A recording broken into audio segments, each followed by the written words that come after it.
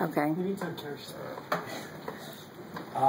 So the first is the centerfold, which is Parashas Mitzorah, and in Parashas Mitzorah, and actually throughout Sefer Vayikra, there are a lot of mitzvos that have to do with counting. So you have counting Sfiras HaOmer, and then you also have, in the case of Mitzorah, counting to become Tahor, Azav and Azava and Mitzorah, all have to count days to become pure, and also you have the counting later on in Bahar of counting up to Yovel, Shemitah and Yovel. And what I think all of these countings represents, and the Sefer Achina sort of says this, is that it's not so much about where you are right now, it's always about where you're going to, where you're counting up to. And the Zav, the Zava, and the Tzorah are Tameh, but they're counting towards their Tahara. And the years of Shemitah and Yovel are non-holy years, but they're counting towards the holy years of Kodesh. And I think that one thing that Bobby, it's never what you're doing now, it's what you're going to do in the future, and where you're headed, and where your future is. And also in her own life, it wasn't what existed in the world, is what she was going to create in the world for her community and for her family. The second is in Parshas Kedoshim, and Parshas Kedoshim starts off with a mitzvah to be holy. And there's a very, very interesting midrash. It says, Kedoshim to you, ki kadosh ani Hashem Elokechem. You should be holy because I, your God, are holy. So the midrash says, Kedoshim to you, Yachol kamoni. You might think it means to be holy like God. Talmud Lomar ki kadosh ani. So, but the continuation is no, because I'm holy. Kedushasi lamala mikedushasta. My holiness is above your holiness. Meaning, you would have thought you should be holy like God, but no, you can't quite be as holy as God. It's a strange midrash. Like, why would you think you'd be equivalent to God? It has to tell you that no, actually God's a little bit above you. So the actually, let's see,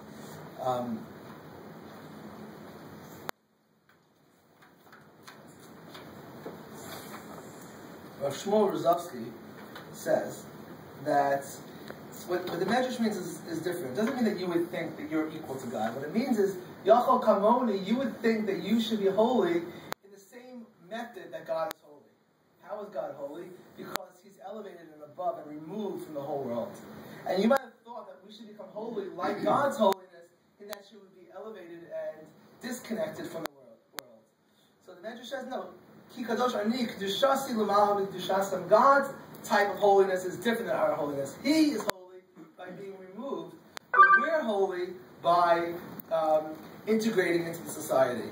And that's why the pasuk begins, I think, Daber al kol adas b'nei Yisrael. You should speak to the nation of Israel. Meaning, if you want to be holy, you have to become part of the nation, and interact with the nation, and be part of the society. And that's why, in this parsha, many of the mitzvos that follow, in Parshas Kedoshim, keep it on the aim, leket, pay, respecting your parents, giving tzedakah, lo salin, paying your workers properly, with the ivel atin michshol, not putting a stumbling block before someone who's disadvantaged, lashon hara, rechilas, revenge, all mitzvos in Parshas Kedoshim, because what I think it's saying is that the way that we become holy is becoming part of society and elevating that society. And it also reminds me of something that Ray Kellemer said, that in the Nirtza of the Haggadah, it says in the Chagaja. So you have each thing knocking out the thing before it. So he said that the point of the story is to say that each thing thinks it could exist on its own. One Gaja, one this, one that. But every single person who stands by himself falls until Kadosh Baruch Hu, because he's the only one who's echad. But everyone else needs to be connected to other people in order to elevate themselves. And this one's obvious, that Bobby was very much connected to her community and family.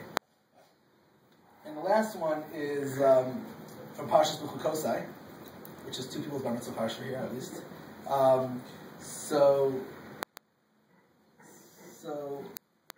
I'm not going to actually discuss the connection to the parsha, but trust me, it's connected. There's an account in Yoshua, Sefer Yoshua in the beginning, when Yoshua is leading the people to fight with Yericho. So after the war, so he has this encounter. He saw, he raises his eyes and he sees Vinei Ish Omeid L'Negdo Charbosh L'Fav Yado. There's a man with a sword. And Yoshua approaches him. But Yomer Lo, when Yoshua says, Halanu Atzah Imu Tarinu, are you with us or are you our adversary? Yomer Lo, Ki Ani Sartu Hashem Atzah Basi. I am this officer of God. I have come for now. Vayipol Yoshua as Panav Artzav Yishtachon, and Yoshua bows down to him, and he says, Shalom Alcham Al Raglecha Ki Alakom Asher Meit Allah Kodesh. This is a holy place. Remove your shoes. And he did that. And what was this whole encounter about? It's sort of like not clear in the Navi, and the Medrash explains it, that the Malach was coming to criticize Yoshua for his mistakes. And he said to him, Emesh Bitaltem Tamid Shal Ben Harbayim V'achshav Bitaltem Talmud Torah. Yesterday you neglected to do the Korban Tamid, and today you've neglected to do the Talmud Torah. And it's not the connection that he was criticizing Yoshua, but he was criticizing Yoshua that during the war they neglected these two important things: learning Torah and the Korban Tamid. So Yoshua says, "Ala Ezam and Basta, which one did you come for?" Amar Lo Atah Basi, I came for Atah. What's Atah? Atah refers to Talmud Torah, and immediately Yoshua goes to learn Torah. So Tosfos asks, like, where does the Medrash see all these allusions in the pasuk in the Psukim? It doesn't say anything about Talmud Torah. Atah, I came for now. I came for Atah. That's Torah. So Tosfos says that the word Atah symbolizes learning Torah because the word Atah is associated with Torah. The Atah kisfu lachem as which is in the end of Hazinu, that is the mitzvah to write a Torah. The Atah now, write for yourself this Torah. And that's why the word Atah is like a code word for Talmud Torah. And also, the word Halanu Atah, Lanu is also a code word for Talmud Torah. Because Lanu is also in a very famous pasuk that has to do with Talmud Torah. Torah Tziva Lanu, Moshe. So, that's what Tosfos says. Okay, so, for Zalmi, Rabbi Simon quotes the Rav Kahana, who says something very, very interesting. And he says that, first of all, why are there two different code words for Torah? One is Lanu for Torah Tziva Lanu, and one is Atah, because Atah Kisvul Chaz Hashira Azos. So he says that the two psukim represent opposite aspects of Torah. Torah Tziva Lanu is Tziva, is a command, is the obligation to learn Torah. And the Atah Kisvul Chaz Hashira Azos refers to Torah, but describes it as a Shira. And he says that these two psukim, which symbolize Torah, are the two opposite and complementary aspects of Torah. The sense of responsibility, of commandedness, of obligation, and Shira, that it's a song, that it's an experience, it's an emotion. And I think that Babbis also taught us that everything in life is both. There's responsibilities. It's not just do things when you want to do it, when you're inspired to do it. You have responsibilities that you have to do, but it was also a shira. It was also something which was enjoyed and experienced, and she wanted to do it. It wasn't just something an obligation. And it wasn't about, the book's not about her, but these Divrei Torah were so strikingly connected to Babbis. I want to also say, just to mention that people are asking about the shloshim. This is a count 30 days, okay? You start from the first day, which was Sunday, July 1st, and then the 30th day is Monday, July 30th. Just like Shiva goes like the 7th day in the beginning of the day, then you're done for the day, so the 30th day goes till the morning, and then after like morning, Shacharis, then the shloshim is over. Okay. Now, in the final psukim of so, this is actually pretty appropriate. Vayivchu b'nei Yisrael es Moshe b'arvos moav shloshim yom. The Jews cried for Moshe for 30 days. Vayifnu yimei v'chi eva Moshe. And the shloshim ended, and they stopped crying for Moshe. Yoshua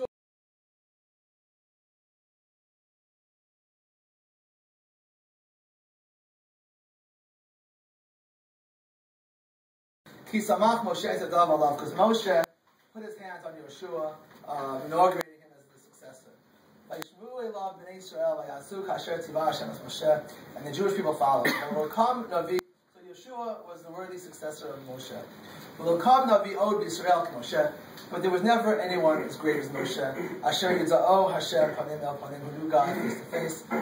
L'chol Osos Lanosim Asher Shalcho Hashem La'asos Ba'aretz Mitzrayim, because of all the miracles that he did in Mitzrayim, L'Paro, L'chol Avadav, L'chol Atzo, for Paro and all of his land. L'chol Hayad Chazakah, and the great hand, L'chol Marag Adol Asher Asam Moshe L'nei Kol Yisrael, and all the miracles that Moshe did for in the eyes of Bnei Israel. And that concludes Torah.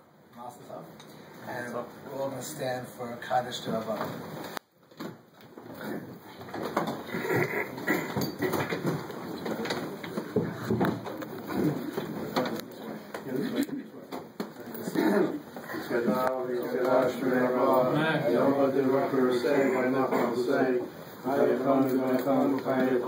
Israel,